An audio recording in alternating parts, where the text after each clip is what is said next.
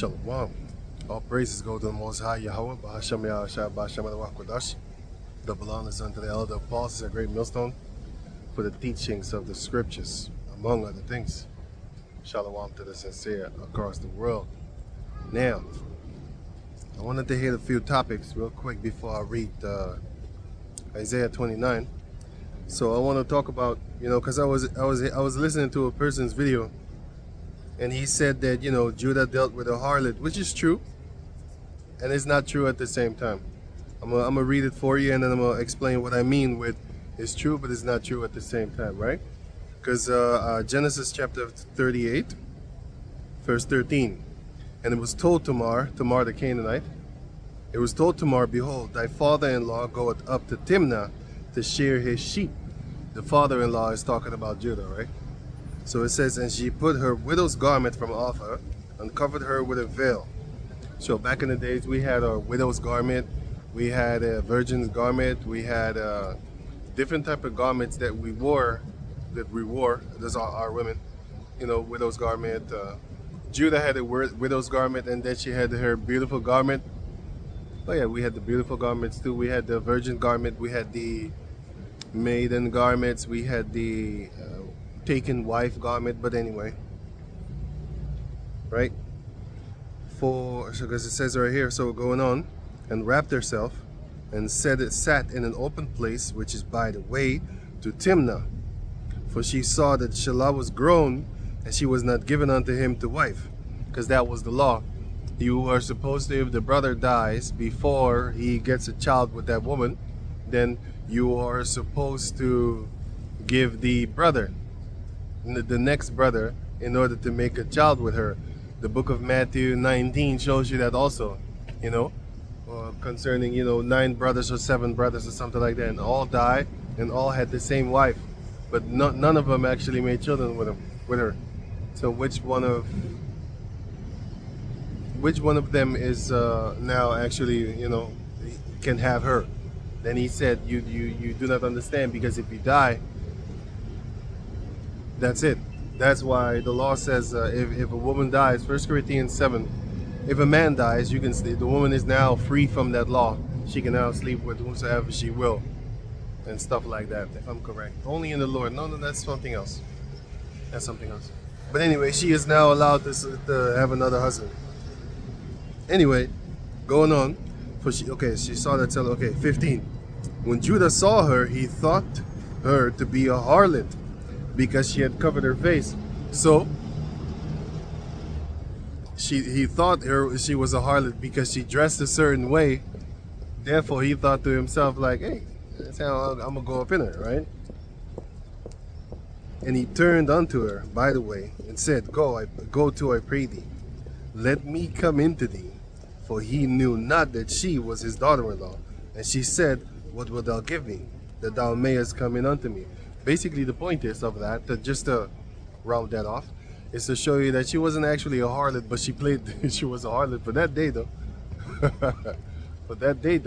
But she played the harlot for him, And she took a payment too, verse 17, and he said, I will send thee a kid. Wait, let me read the rest.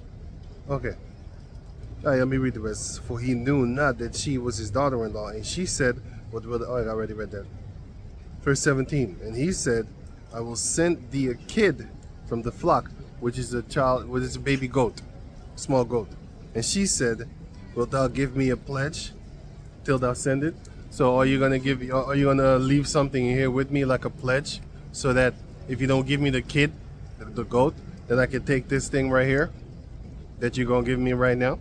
So, and he gave her his verse 18, and he said, what pledge shall I give thee? And she said, thy signet and thy bracelet and thy staff that is in thine hand. And he gave it her, and came in unto her, and she conceived by him. Right, so she played the harlot. She wasn't actually really a harlot, but she was a harlot for that day. I just wanted to clear up that fact, because it's pushed out there as she was an actual prostitute. For that day she was, yeah. For that mere second, or moment, I should say, right? And yeah, that's it. That's that part. Yeah, and if you read on, it's talking about that, Pharez was that chosen bloodline of Yahushua. So one of those children, the chosen bloodline was went through Pharez. You had Pharez and Sarah. Pharez had that chosen bloodline mentioned in the book of Matthew chapter 1 concerning the Lord Yahushua. So it still went through him. Right. King David and then Yahushua, of course. Anyway, so going back to where I'm gonna go. Let me see. Oh yeah, another topic, which is Esau is being dumbed down right now. So these things I mentioned because we are closer. Now is thy salvation nearer than when we thought, because we're getting closer and closer to Isaiah chapter 3, and also, of course, we are in the midst of Deuteronomy chapter 7. No, 30 verse 7. Let me get that.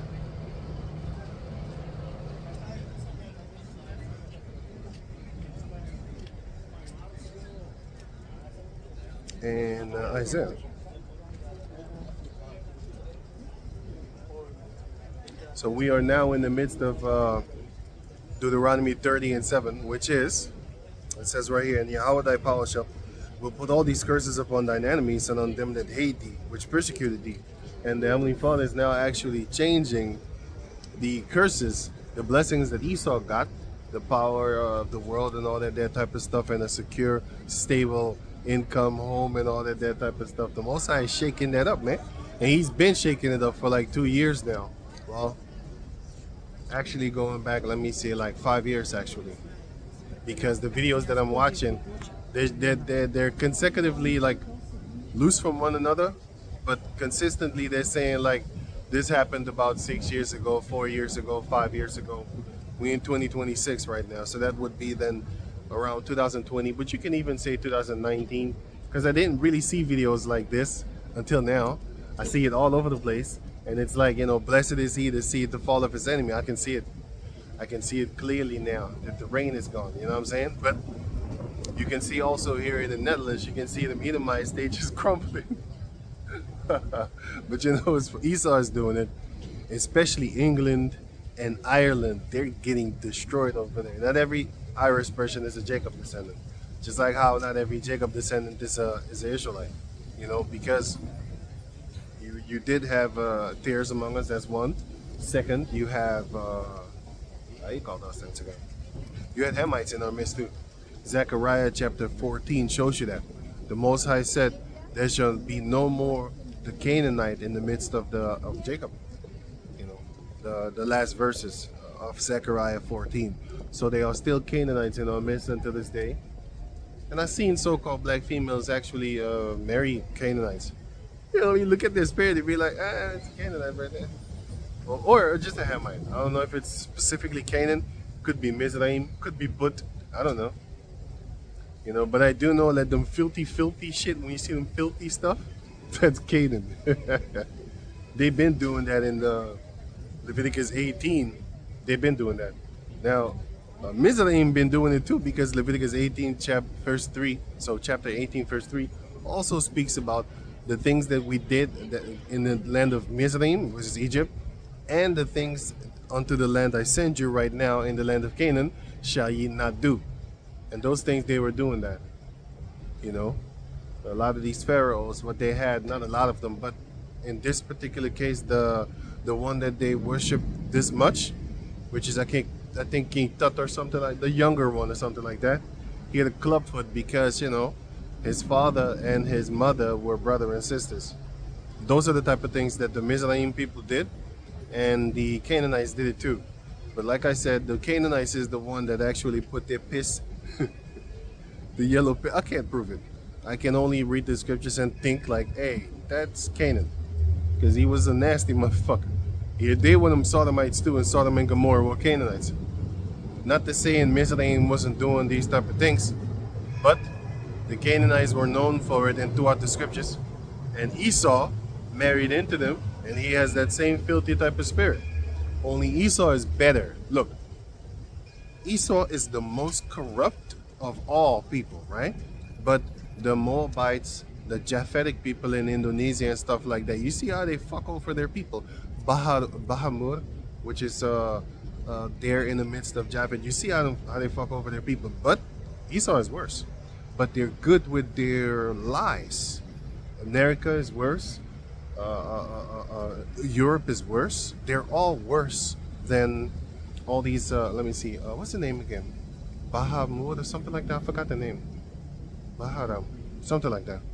It's a Japhetic country. I forgot the fucking name. Or was it Ishmael? Anyway, the Ishmaelites are wicked too. You know, they're wicked too. They're doing a lot of poop sex and with the camel shit and all that type of stuff. They do stuff like that. And then you have, of course, Moab, known for slaughtering his people, known for selling all kind of crazy stuff toward each other. And the government is doing it too, all that there. But Esau is still worse. Don't forget, Esau got that extermination on his plate. So he clearly did worse because Esau is the creator of doubt. Esau is the creator of Big Bang Theory and stuff like that. He make you doubt the Most High. He make you doubt any power. There's a lot of people from these other lands that come here all of a sudden turn atheists. Because they see the shit going on.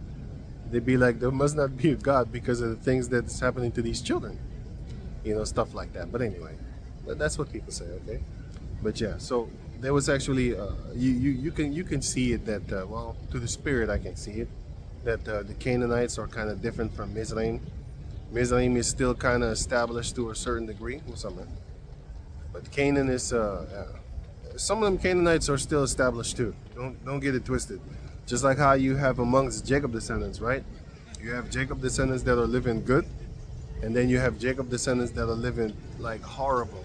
You know, you see them in the slums, you be like, God damn, you look horrible, you know? So you have that among every nation. If you go to the Philippines, you see very rich people in the Philippines, right? But then you go to the other parts, and you be like, damn, they living worse than you know, the Hamites or something like that, you know? The Canaanites or something. Goddamn. They're living horrible. And in China, it's the same thing too. You have so-called fancy places, and then you have them horrible places like, goddamn. Y'all live, y'all look worse than what y'all portray these Canaanites to be. I'm dead serious. They look fucked up. Sores over their body. Just type in Google and YouTube, Pakpak, which is P-A-G, Pakpak, 2 times, Pakpak. Type that in, and then see how they feed themselves, and then compare that to the Canaanites. They still have food, man. The Canaanite, because they plant their own stuff. So, yeah, they do have their own food, but in the Philippines, they don't have their own food. They are fed by the government, by these stores. They don't have land to plant stuff upon. It's crazy. So they go to the garbage cans and then they get their stuff. Anyway, check it out for yourself if you have the time. Pak. So what is Yahweh Bashem Yahushai doing? He's actually dumbing down the Edomites nowadays because what? Let me read it first, right? Isaiah chapter 3 verse 1. Behold, Yahweh, the Lord of hosts, the power of hosts, right? Doth take away from Jerusalem and from Judah the stay and the staff. So the stability and the support. Because the staff is something that you use for support. You know, Judah had a staff. It's not that he was weak. It was just the staff for support. You know, you want to lean on something, stuff. Yeah. You know, then you lean on it. You know, just lean on your staff and stuff like that. For example, I just read it, by the way, that Judah had a staff. Right, so going on. Now it says right here, and from Judah, the stay and the staff, the whole stay of bread, and the whole stay of water. So the Most High took away the stability that we have with water, and the stability that we have to be able to feed ourselves with bread and all that type of stuff, right? Verse 2. He the mighty man and the man of war, the judge and the prophet and the prudent and the ancient men, right? And the ancient. So what did the Most High do? He took away the mighty men and the men of war and the judges. He took that away, and the prophets and the prudent and the ancient, which are the mighty men, you know, We have a few mighty men among us, Jacob descendant and stuff like that. We still have a few of them, left and right, right and left. But back in the days, it was actually bigger. You had Joshua 23 and 10, one of you shall chase 1,000. Then you had Leviticus 26 and 8, which says, 5 of you shall chase 100, put 10,000 to flight or something like that. And 100 of you shall put 10,000 of the enemies to flight, and 5 of you shall put 100 to flight. So 5 of us could actually fight against 100 men and beat the shit out of them. And the men back in those days were stronger than they are right now. They were mentally strong and physically stronger than the people that are right now. You know what I'm saying? So let that sink in how powerful we actually used to be. Well, the Most High took that away. He kept it in small portions and stuff like that. You had guys like Mike. You know, you had guys like George Foreman. You had guys like Lennox Lewis. You had many others. Cassius Clay. I call it what your mama call you. I call him what his mama called him. You had Cassius Clay. You had yeah, all that there. Yeah, you had a lot of these Jacob descendants doing magnificent type stuff. Okay, Jordan, LeBron, Kobe. Kobe means Jacob, by the way. Kobe means Jacob. I forgot what Brian means, but I looked it up, but I forgot. But Kobe means Jacob. Anyway, look like my cousin, female cousin. It's not her because she lives in another country, but look like her. But anyway, so it says right here, the mighty man, the Lord took it away.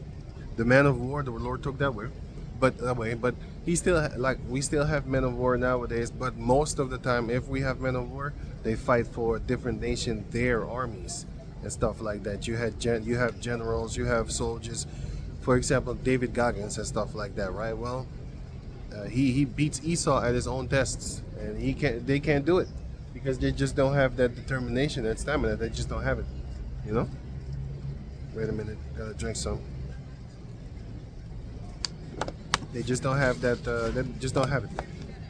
And then you have also the judge. The Most High took away the judges. Back in the days, you had different type of judges. Of course, you had the judge that set up judgment, but you had the judges like in the book of Judges, which were warriors, leaders, which were people that would judge the nation according to Yahweh Bashem Yahushai.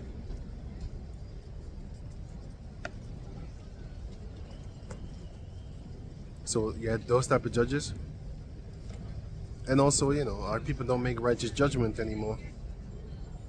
And it says here, let me get the other one. Wait a minute. Hey, shit, what the fuck? And it says right here, let me see.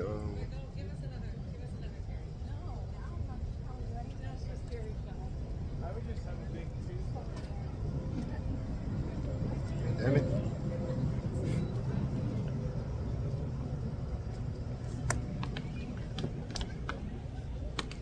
Sorry about that. Came too close. Right, so it says right here, the captain of and the men of war and the prophet. The Most High, he didn't I'm gonna give you an example how he took away the prophets. Right, he did it before and he did it again. He often did it. Let me see, what is it again? Acts 13, I think 20. Acts chapter 13, verse 20. Huh? No? Oh. Right. Acts chapter 13, verse 20. And after that, it says, let me read what it says, then I'm explaining. And after that, he gave unto them judges about the space of 450 years until Samuel the prophet. So let me read that again, but slow. But let me get a precept real quick here. So again, Acts chapter 13, verse 20, it says, and after that he gave unto them judges about the space of 450 years until Samuel the prophet. So the Most High gave the Israelites judges for about 450 years. So 450 years long, from the time of the book of Joshua until the time of 1 Samuel. The time that has been passed was about 450 years. So 450 years, the Most High didn't send no prophets until Samuel, which is 1 Samuel 3:1. And the child Samuel ministered unto Yahweh before Eli, and the word of Yahweh was precious in those days. There was no open vision. So when Eli heard that Samuel was coming to him, and for the third time, so he said, I didn't call you, man. What are you doing? Go back to sleep. And then he did that 3 times, and the third times Eli realized like, hey, wait a minute. Hey, the Most High's talking to him. These are the stories that I heard. You know, because, you know, stories have been passed down, and we kept the law to a certain degree, but we didn't. We went into captivity back and forth and stuff like that. But anyway, so then Samuel came, and yeah, the Most High started to give him open vision, started to talk to him in dreams and stuff like that. But for 450 years he didn't. Well, he doing it now here again. You know how many years the Most High didn't send no prophets unto the Jacob descendants? Maybe about 450 years, I don't know. Maybe 400, 300 something years. Since like what, 1492, I think? Which is what, 534 years, something like that? Right. Since then, 1492, until now, you could say. You know, until now. It's more than 500 years, right? So, about 500 years, something like that. The Most High didn't really send prophets like that. But of course, he started sending them in 2007. That's what I believe. Because 7 is a complete number, first and foremost. And then 7, that's when I figured it out. Oh, I looked at it and I was like, yeah, that makes sense. And I believed. And ever since, Lord willing, I've been believing. Been seeing. Been checking stuff out. What am I doing?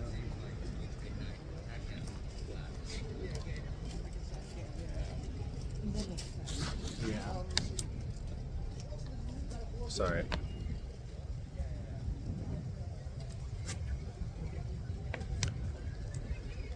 Because the book in Hosea chapter 6 verse 1 and 2, it says, after 2 days the Most High will rise them up, and on the 3rd day they shall be in his sight. So 2 days is 2,000 years. So I believe since like 0, because we're not in 2026, we are in 2026 AD. It's a different thing right there. It's a different thing right there. A different meaning.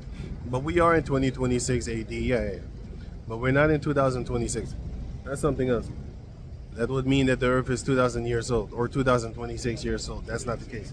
So, from the time of 0 that they started to count until 2007, I believe that that was 2 days. That's mine. I say that. Because Hosea chapter, let me see.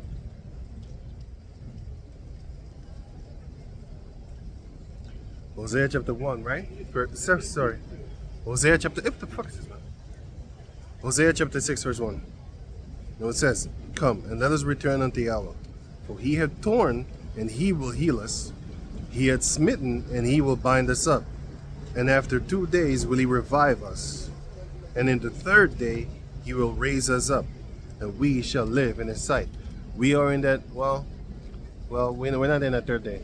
We are in the Psalms 50, where it says that he shall raise them up in front of you. You know? Shall be raised up in front of you. Psalms 50 says that. And also Wisdom of Solomon 5, where it says that verse 1 and stuff like that, verse 1 and 2, a little bit down, where it says that like with great boldness shall they stand in the face of such as have afflicted them. So with great boldness we stand in their face telling them what's going to happen to them, the destruction that's going to happen to them, and the payment that they're going to have to pay, blood. Of Numbers chapter 35 with verse 33, right? Anyway, so it's not grape juice. It's wine. You could call it wine. All splattered all across your clothing, starting with Yahushua. But before Yahushua actually comes back, the Israelites are going to fight, because Micah chapter 5 shows you that. We're not going to put them in captivity. That's something else. That's when the Lord Yahushua comes. Then the captivity will come. But other than that, 5 cities shall be in terror in Mizraim because of the name of Judah. That's Isaiah 5. They're going to be afraid. And also Micah 5 and 7 and 8. And also Zechariah 14 and 2. And also Isaiah 41, verse 8 until 15. There's many scriptures. Jeremiah 51 and 19. All these verses will show unto you that they're going to be fights. All nations shall gather to come against Jacob, because the Most High is going to set it up like that. So if you have a heathen buddy, kiss his ass goodbye. I don't know. It's up to the Most High. We're going to see about that. Because if he, the scripture does say, blessed is he that blessed thee, and cursed is he that curseth thee. So his family might be against Jacob, they hate Jacob or something like that, but he isn't. So he might get a lesser on judgment, like the book of Luke chapter 12 indicates. He that knows shall get more whiplashes, and he that doesn't know, you still broke the law, you're gonna get less whiplashes. So if an Israelite is gonna be punished less if he knows less, like he don't know, well, then it might be so for the heathen. I don't know. That's between you and the heathens as an individual. Because as a whole, all of them go into captivity. But you can do on your plantation what you want, right? I mean, do what you want. Those are your servants. That's your business. That's your property. Just like 12 years a slave, where it shows you that it was his property, and he didn't want to kill his property because that's going to cost him money and all that type of stuff, But they was doing it for the ritual's sake, which is, for example, the Bohemian Grove and stuff like that. Oh, they did it there. I have pictures showing you Jacob been hanging there, and also being put as some kind of sacrifice on some wood shit, whatever the fuck that thing is. Altar. On an altar to burn him. Stab him in the heart and burn him. They did that shit. They got pictures of that, and they ain't afraid. And none of them Jacob descendants nowadays can take revenge on that. None of us. First and foremost, you don't know who the elites are, the direct bloodline descendants of those people and of the Bohemian Grove. That's first and foremost. Second, even if you did, it wouldn't be a good idea for you to go out there and look for them. The Lord is going to set it up. My nose is itching. Anyway, so 2,000 years ago. And then 2007, that was 2 days. Read it again. Isaiah 6 and 1. Hosea 6 and 1. Come and let us return unto Yahweh, for he hath torn and he will heal us. He hath smitten and he will bind us up. After 2 days will he revive us. We're being revived right now. We're being woken up right now with the water. Yahweh Ratazah, I should say. We're being woken up right now, revived. Sprinkle that water upon you. Hey man, what you doing? Right. Some people actually react like that when you flick that water on them. You sprinkle them with a few scriptures, they start to get angry. They can't take it. Like, hey man, that's not what it says, man. All nations should be saved. You flick a little water on them. Hey man, that's not the truth. Fuck your water. Anyway, after 2 days will he revive us, and in the third day he will raise us up, and we shall live in his sight. We're not living in his sight right now because first and foremost, once he comes here, we're unclean, we would die. So we need that new body to be in his presence. Yeah, because these bodies are just full of what, sin? Yeah, all messed upness altogether. But anyway, let me go back to Isaiah chapter 3 verse 2. The Most High took away the mighty man, the man of war, the judge, the prophet, and the prudent, and the ancient, because a prudent person means that he's looking toward the future with great care, and thinks about stuff, you know. For example, if our people were really prudent, they wouldn't be picking bitches just to make children with. You would pick a woman, not a hoe, not a hussy, not a slutterine. You would pick a stable, viable, trustable, believable woman, you know, that you should make children with. And if it's a you know a good woman, she is more precious than rubies. That's the scriptures. But there's another scripture in the Apocrypha that says something similar. She's more precious than gold. That's what it says in the Apocrypha. I just remembered it. It says in the Apocrypha she's more precious than gold. A good woman, you know. But are you gonna find it? No, that's up to you and the Lord. Let's see if you do. Right?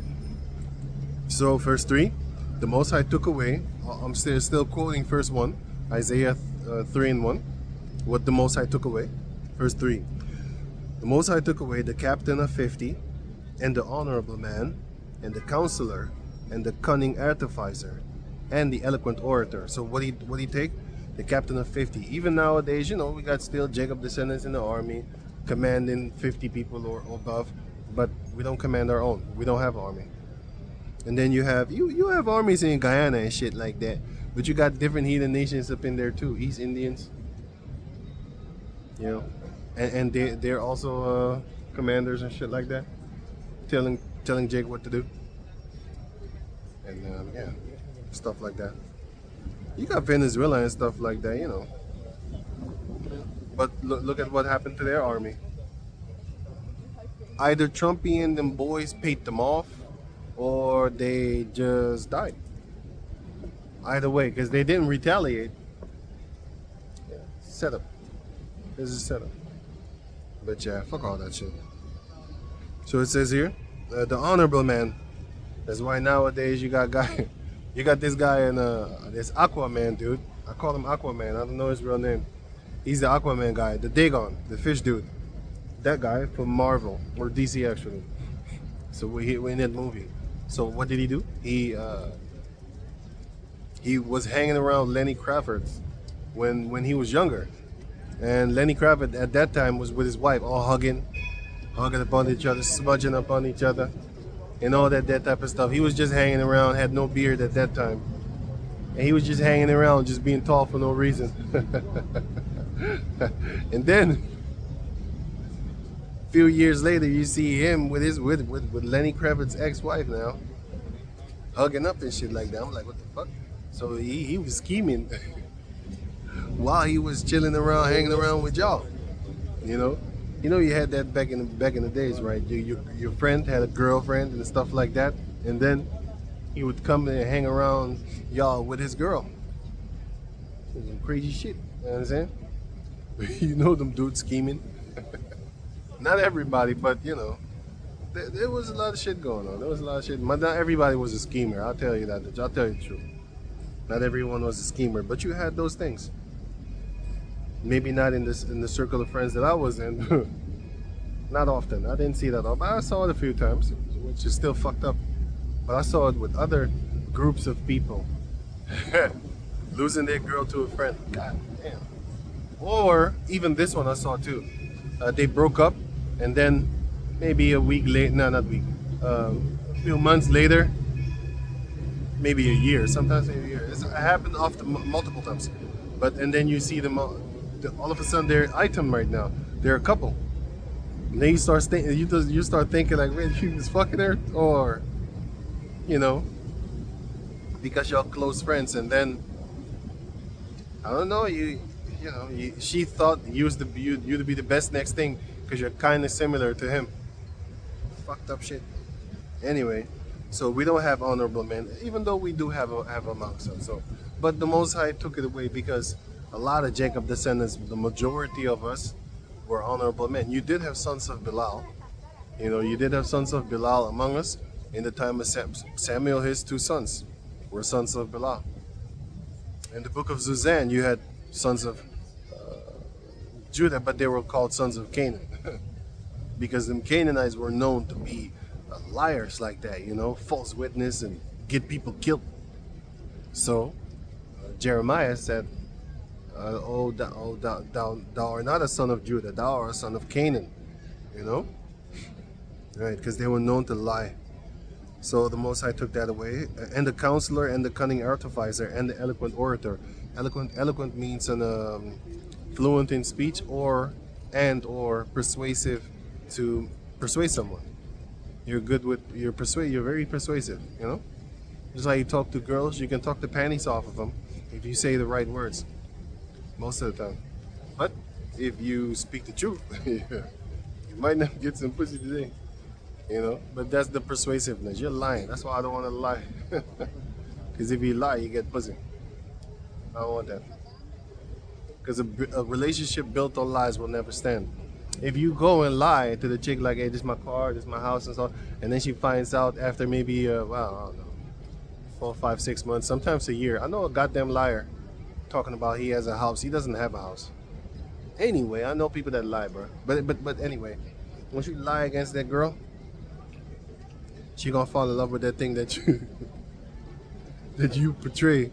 She gonna fall in love with your lawyer, your representative. That's not you. You in the background not talking, like in court. You gonna be up in court once she's done with you. Especially if y'all got kids built upon that lie. But anyway, a relationship built on a lie will never stand because it's not real.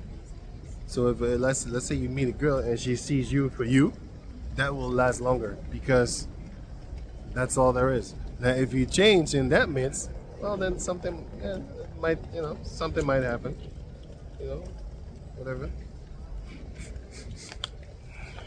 And that might happen. But anyway, the Most High took it away. The point is the Most High took it away, right? So let me read it again. Isaiah chapter 3, verse 1.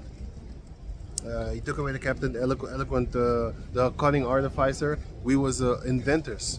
Jacob's descendants were inventors. We were very intelligent and all that type of stuff. And then the Most High slowly took it away to where we only buy stuff nowadays. And if something is broken like a little bit, we want to replace it by buying something else instead of going to a store, opening it up, for example, going to a store, buying parts, and then fixing it for ourselves and all that type of stuff, which would be cheaper.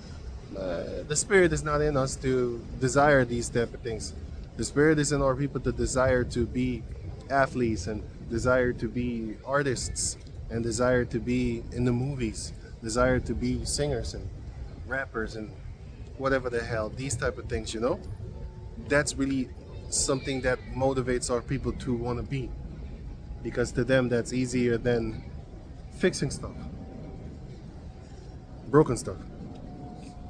So the Most High basically dumbed us down. Isaiah chapter 3 verse 1 until 3, the Most High took all these things, the stability to support ourselves. Well, guess what?